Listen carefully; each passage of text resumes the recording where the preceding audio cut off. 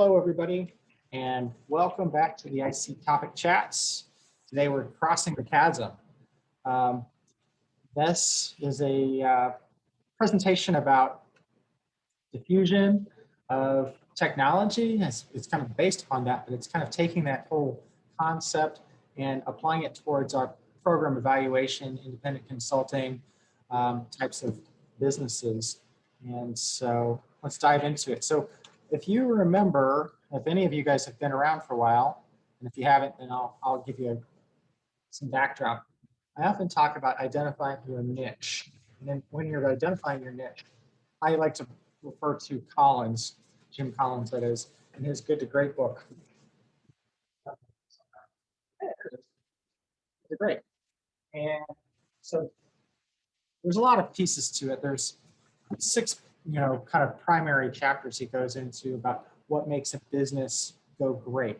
Kind of the big piece here is understanding your niche, your hedgehog concept, who you are, what you're trying to do, kind of what is your purpose of your business. And he makes the suggestion that you need to think about 3 overlapping circles here. Thinking about what are your passions? What do you love to do? What are you passionate about? What do you want to do? And this is, we're talking about your program evaluation business here, not just, going for a jog in the park. We're talking about what kind of work do you want to do? For me, it's education. I feel a lot of reward and connection. I found an early, connection to universities when I was in university, and I went on and I worked in student affairs and then went in to work in consulting in higher ed with a large consulting firm. And so I just knew from an early age, my early college years, I really loved universities and I wanted to continue working in education going forward. What are you really good at? That's the second piece down here. And so you can find the overlap of what you're passionate about and what you're really good at. That's a great start. But then where is the money? Where is the opportunity? What drives your economic engines? And where you can find an overlap there, that's where you'll find your niche. And that niche may be in the independent consulting businesses that we do of evaluation. Maybe it's STEM work. Maybe it's education work. For me, it's STEM education work. Maybe it's quantitative analysis or qualitative analysis. Maybe it's working with museums. I can't help you. I can only give you kind of like the guidelines here. You're gonna have to discover this for yourself. But at a certain point, you need to think about all 3 of these things in one place. And what does that mean for you? And that is your niche. And once you figured out your niche, we talk about the flywheel. And this is all backdrop for what we're talking about today. The flywheel idea is that you're gonna focus your attention after one effort. And as this flywheel spins here, the faster it spins, the more, that's your indicator of your success. As it spins faster, you're having better success with identifying clients, with being successful in your business, with finding revenue that's supporting you, and so on and so on. And as you continue, but the point here is you focus your attention and you continue, as we were looking in the previous slide, to focus your attention on your niche. And if you veer away and you get outside of your niche, you are lessening your impact on your spinning of your flywheel or the success of your business. You've got to maintain focus, a vigilant focus on your niche. So as you do it, the flywheel continues to spin faster and faster. So that's our backdrop. So let's go and talk about, in social science, we talk about the normal curve, right? So the normal curve, this is that bedrock of social science. It helps us to understand how, data on individuals can be referenced in a community. So oftentimes we talk about IQ or, foot size or whatever. I guess the point here is we're frequently putting our median, our average, which normally distributed curve, as you all know, is right here in the middle. People who are high on the IQ would be on the right-hand side, and the smaller foot size would be on the left side. So it's a way of thinking about people. But what if we're not thinking about scores? We're not talking about where people fit within this distribution. we're actually thinking about this in terms of time, okay? And an adoption of an activity or of a program or an evaluation service, perhaps. So we place the timeline against the scale. This is from the left to the right. That represents the percent of people who have, bought or started using a product. We like to talk about, in the article that I wrote, I talked about the cell phone. So if we go back to the 80s, people had these cell phones that people carried around in bags, like literally suitcases, so that they could have it. And so they'd be on the far left side. And over time, you see people starting to see the value of it, and more people would take on cell phones and by, perhaps the mid-1990s and the early 2000s, we got cameras and texting features, and more people took it. And eventually, everybody, perhaps never everybody, but as you go further on in time, everybody will be adopting that technology. Well, here's another way of thinking about it. On the far left, we talk about innovators, early adopters. And so we're seeing a timeline from left to right of people adopting a service or a device or a phone or a fax machine, or ATM services or something like that. And the yellow line represents market share, meaning over time, to what degree is everybody using it? So if you can get everybody to use your service, that'll be 100% on the far right. That innovators are anxious, the people on the left are anxious to use the service. Perhaps they're involved with creating the service. The early adopters are standing in line waiting for it, early majority. But anyway, as we're talking about this, it's another way to think about people understanding and appreciating your evaluation services. Who are the innovators who are looking for your services? Who are the early adopters? Those are the people that are calling you up saying, can you do this thing that you've never heard of? Those are your innovators, right? But let's go into the theory from Everett Rogers. So this was 1962 diffusion of innovations idea. It's a theory that seeks to explain how, why, what rate those new ideas and technologies spread. So it wasn't really meant to be about program evaluation, but certainly this has application to who we are. Perhaps in 1962, there wasn't a lot of people thinking they needed to be doing program evaluation the way we're doing it today. But Matt, can I interrupt you for just a second? Mm-hmm. Sorry, I'm so sorry to interrupt. Can you make me a co-host so I can mind the waiting room? You betcha. I thought I did that already. No problem. I didn't mean to call you out in front of everybody. No, I thought I'd done that already. Where are you? Oh, here they are. No co-host. Sorry about that. We have a bunch of people on the way. My bad. Just Susan. Just Susan. Not a problem. Guys, I was off on my screen there. Anyway, get back to the technology adoption curve. So I know Susan wants to be here, by the way. Quick aside, Susan, this was what she did in grad school. So she did an application of this. So I'm sure she's like dying to get in here because I said, you should be giving this presentation, Susan, because she helped write a book on this very topic. Hi, Susan. Susan is here. I've been sitting in the waiting room for a long time. My bad. I thought I thought I'd already made Ann a co-host. So my problem. Sorry about that. Anyway, getting back into the technology adoption curve, this is perfect for Susan to join us right now. This is something that she studied. So Rogers' diffusion of innovations idea is thinking about who are those different people and when do they adopt a new technology. So let's kind of dive into some of these. We've got on the left, there it goes, innovators.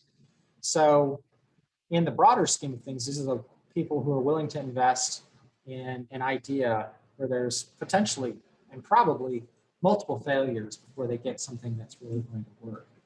Frequently in the true technology end of things, these are like this is the Department of Defense investing or NSF investing in basic research. So it's just getting some, anything could happen. We're open to anything that might happen. In our world of innovators may actually be the stuff that we hear about at AEA.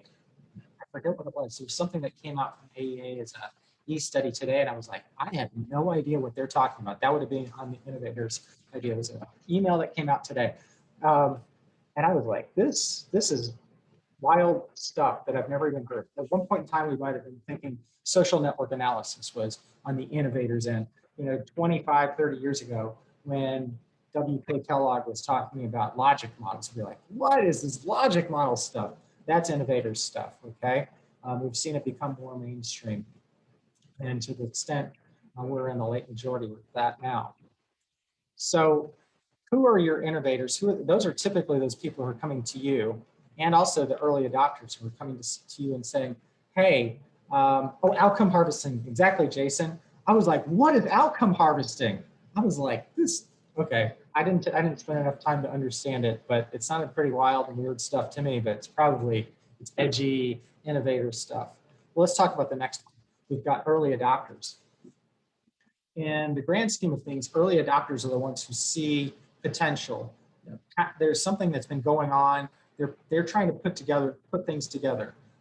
In our world of evaluation, typically these are like those program officers that used to be evaluators who are coming to us and saying, I've got some ideas. I don't have time to do it. Can you? And they're explaining to you what they want to happen, right? The next big group is the early majority. The early majority are those people who have seen the value. They're pragmatists. They see the value of what's happening. It's gotten to a point where it makes sense, and they're ready to invest. They're ready to take a part of what's happening. In our evaluation business, these are those individuals who value the impact of our evaluations. They can see how it drives their bottom line, trying to develop their programs, the sustainability through evaluation. They've been paying attention. They're in the know, but they're waiting to see it make sense. Logic models didn't make sense to a lot of us at first until about the early 2000s. So this early majority, that's when people started to buy into the logic models, right? See the logic model reference today. Late majority, they come in after the early majority. They're conservative with their approach. They want to see that everything works perfectly before they're ready to invest. Oftentimes, we as evaluators are working with our late majority and trying to convince them what it makes sense, but they come along with a little bit of cajoling, right? There are program officers and project directors that don't necessarily know what evaluation is to begin with, but once you talk them through it, they see it. Maybe they need a little more, hand wringing.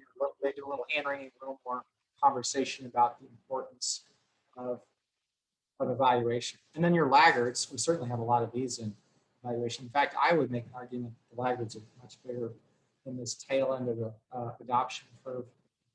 Those are the people who are at least the last to adopt an innovation, using Roger's ideas. They're literally laggards. They won't do it unless they're forced to. Back in the ATM thing, these are the people that are still to this day not using an ATM because they'd rather go in and talk to the bank teller. We have a lot of laggards in evaluation because we have people who are brand new, oftentimes new program directors, at least in my world, in the NSF funding world. They are told they're required to have an evaluator. So you need to understand who you're working with if you're working with a laggard, because they frequently will try and limit their budget to as little as they can possibly pay you. They don't necessarily care what you do, and they may or may not read your report unless it says something terrible about them. So we'll talk a little bit about how I think laggards can be converted into early adopters. Now, this is all of Roger's ideas. Now, when we get into Moore's ideas, he likes to talk about this chasm, and this is the topic today. When we're talking about technology adoption, what's happening from the left to the right is people are starting to, we as companies are trying to get our products, our services out into the workforce. However you want to look at your niche, the niche that we were talking about with Colin's ideas earlier. So we might have our innovators who are willing to take a risk with us in the early days. We come up with this crazy off the wall idea, like to do a survey like for me, it's maybe a survey that you want to do for the Illinois Association of Regional Superintendents of Schools, like we had. It was just this thing we're throwing up against the wall, and it made some sense.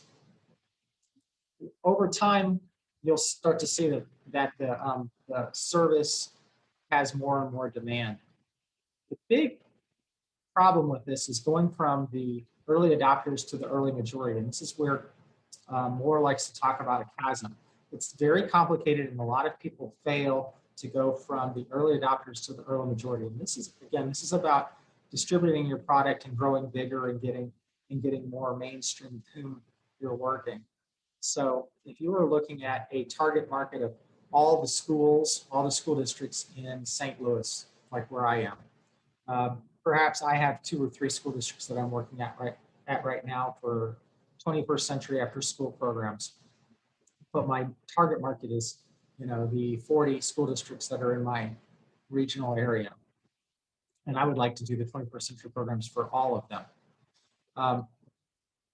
I found 1 or 2 that start with me, and then we're growing. The big idea here is, how do I get to a full product solution, the full implementation across all the school districts? It's complicated to do that. And crossing that chasm to the point of making your services applicable to all those districts in such a way can be very expensive.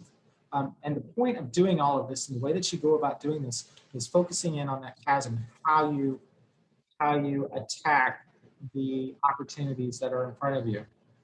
So people fail between the early adopters and the early majority. Moore talks about World War II and his D-Day analogies and things like that. He thinks about it as attacking the beachhead and saying, what's the one place that we can focus our attention to be the most successful as we're trying to spread our ideas, our evaluation services? Who are the handful of school districts that I could be working with right now that are going to buy into what I've been able to do in Cahokia, where I have a great and successful program? So target those, and then know that the pins, as they say, is in like bowling. The bowling pins can start to fall down as you're attacking those different ideas.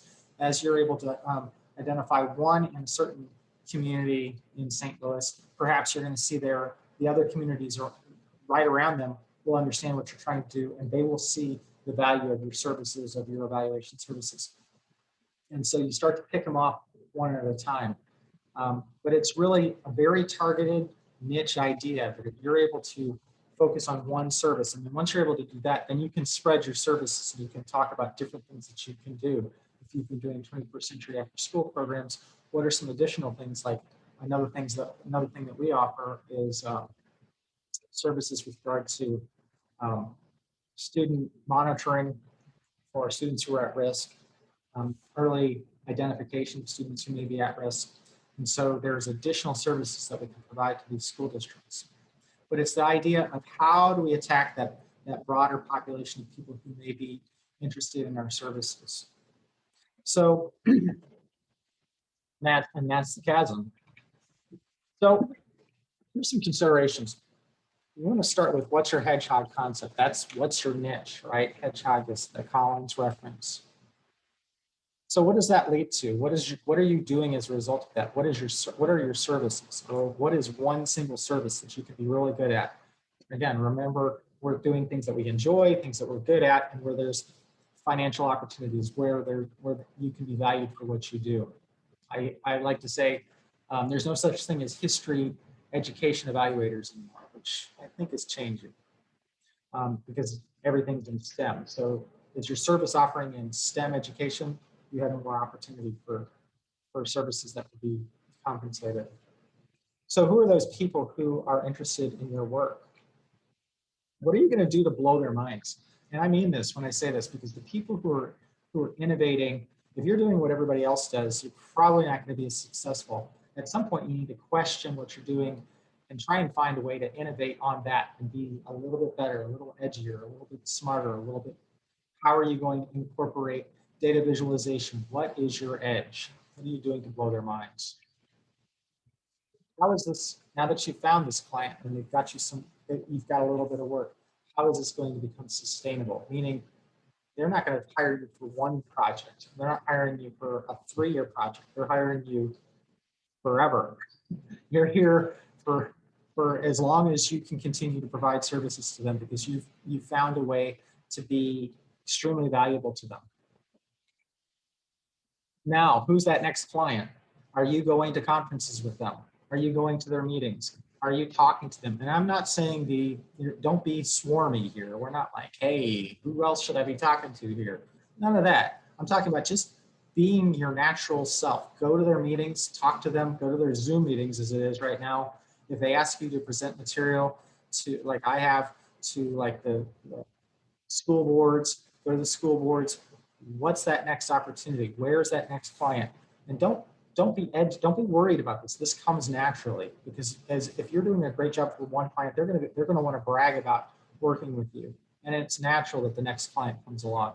But you have to pay attention, because you're not just you're just gonna listen and pay attention, and you're often being introduced.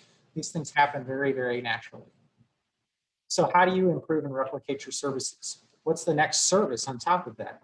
What are you doing so that you can do what you did for your first client that blew their mind, do that in a more expeditious manner? Can you bring in a grad assistant to help you do that? Do you need to hire somebody? Is there a subcontractor you can work with to do that? What's your accelerator? Notice I put an accelerator later. We're talking about blowing their minds, but what's the thing that's going to make you be able to do this faster, better, more amazing, more cool, whatever it is? And again, like right now, it's Tableau for a lot of people. It's going and taking Stephanie Evergreen's classes or Ann Emery's classes and understanding how to create dashboards. So what is your accelerator? What's the thing that makes you special? And again, it's you becoming more about blowing people's minds and innovating. What's your next service line? And then, is your accelerator helping your clients, your next client? And to what degree is your next client getting, are you blowing their minds? This is how I think about all of this. So let's get back into the chasm. Hey, looks like everybody's signing up for the class at AEA right now too. I see that. So once you guys take that, I want somebody to come back and give a presentation to this group on outcome harvesting. Jason's already committed to doing a presentation, so somebody else will have to do it. I just changed the adoption curve. Okay, I guess I did, huh? Here's some questions for you. How are you developing your practice for scalability? Or are you? But I mean, at a certain point, even if it's just you and you never intend to be bigger, you need to be able to grow from one client to two. How are you replicating what you're doing with your one client, with your second client, or your third and fourth? Again, staying focused on your niche. If you're doing, like I did originally, math and science partnership grant work, you can do more than one client, and then you can replicate what you're doing with one client with another. There's a lot of relationship there. If you're doing reporting for one client, but that's math and science partnership, the reporting for the second client is going to be the same. We have 9 Department of Defense education activity grants right now, and the reporting is exactly the same. Obviously, it's different data, it's different clients, it's different surveys and different data sets, but at the end of the day, the data need to be put together in more or less the same way. So we understand how to do that. We can do that much more quickly with the second, third client than we can with the first. Where do your current potential clients fall on the adoption scale? And you know what? I'm willing to say that perhaps our adoption scale doesn't need to be from left to right. We can see our clients at different places on this adoption scale. So are we thinking about our laggards and late majority? How can we convert them into innovators and early adopters? And I think we can, because our laggards oftentimes are forced into a relationship with us, into a contract with us because of a stipulation in some sort of grant paperwork, right? The program officers say you must have an evaluator. But if you're doing your job correctly and you're communicating with them the value of your services, and you're showing them how they can use your data, because you're showing up to their meetings on a regular basis and say, you should be thinking about X, Y, and Z. And they're thinking, oh my God, I never thought of that. When you have those light bulb moments with them, they'll start to see what's going on. And when they get to that point where they're ready to write that next grant, and you provided them with this, rich data set that they can use to put into their paperwork, they're going to say, hey man, why didn't I think to bring this group on earlier? Because they're providing me stuff that I can write grants around. They don't always see that. They see you as just like that requirement. But when you move beyond requirement, you're moving out of that laggard and late majority stage into that early adopter phase with these folks, as they're thinking it's their next grant, the grant after that. Because I mean, if we're doing our jobs right, that $250,000 grant that they got, and they're giving you, a couple $1,000s to work on, can turn into a $2.5 million grant that's 5 to 10 years long. And that's when we start to talk about real impact and, real opportunity for you to have a successful business. How do you frame evaluation as practical for those early and late majority? I think I was just talking about that. Finally, your laggards a big time suck. You need to evaluate how much time and effort you're putting into your laggards, because actually sometimes those laggards may turn into just big time sucks. So don't build out big budgets for true laggards, because you may be wasting your time. They probably won't accept it anyway. So I do want to point out this whole approach assumes that you're going to scale and grow. I'm not saying you need to add on employees, but that is a natural kind of thing that may happen. And it's, I guess the question I want to pose back to the group when we start talking about this is, certainly I want to give Susan a chance to chat about this because she thinks about this all the time. Is this actually, this approach relative to time, or is this just a great way to think about where our clients are in their own adoption of things that are out there? So with that, thanks for listening. And before I stop and we can chat, we have these upcoming sessions. Next week, we're going to have Naima. She's going to be talking about LinkedIn marketing. I'm going to do a Valentine's Day special episode of The Power of Passion on February 11th.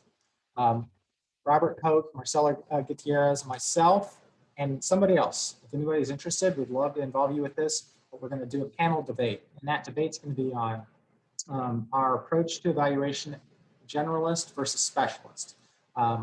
Marcella and Robert are going to talk about how you should be a generalist, and I'm going to take on the perspective of specialist, but I'd love to have somebody join me. If you're interested, let me know. But that's specialist, and that's kind of the whole idea that I believe in focusing in on your niche. And for me, it's education STEM. And I think they're going to take the perspective that you should stay a generalist and be able to do a lot. And so that's going to be a conversation we have as a group of 4 of us, and then we'll open it up for conversation. February 25th, I just announced I'll do this session, but I was hoping somebody else might want to step up and talk about incorporation, talking about S corps and LLCs and sole proprietorships and other types of organizational structure. We had that as a request from one of our new people. Robert's going to talk about how to game recessions, recoveries on March 4th, and Jason Ravitz, who's here today, we're going to ask him at some point to talk about what he wants to talk about, because we don't have a title.